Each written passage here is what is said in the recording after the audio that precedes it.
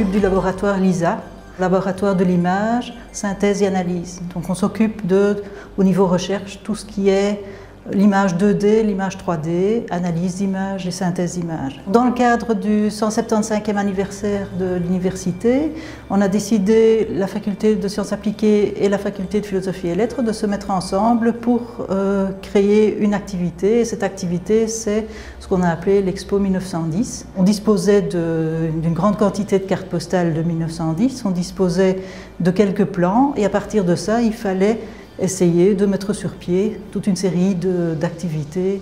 Les cartes postales nous ont permis de faire des projets de modélisation en 3 dimensions, des pavillons qui existaient à l'époque dans l'exposition 1910 et qu'on a présenté au public sous différentes formes, sous forme de maquettes, sous forme de films, sous forme interactive, un plan qui permettait de visualiser quelques vidéos, etc.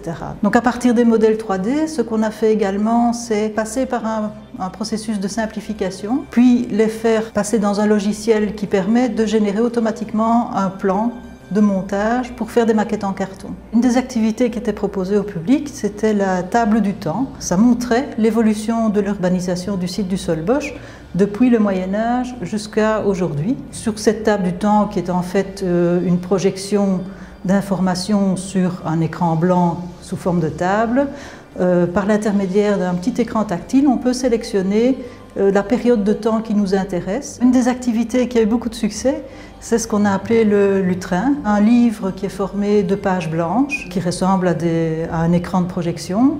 Et quand on tourne ces pages blanches, un projecteur affiche sur ces pages du contenu sous forme de texte, sous forme d'image ou sous forme de vidéo. Donc quand on entrait dans l'exposition, on commençait par une manipulation qui s'appelait la stéréoscopie et quand on est arrivé tout au bout de l'exposition, on arrive à la projection d'un film en 3 dimensions comme on voit actuellement dans les salles de cinéma.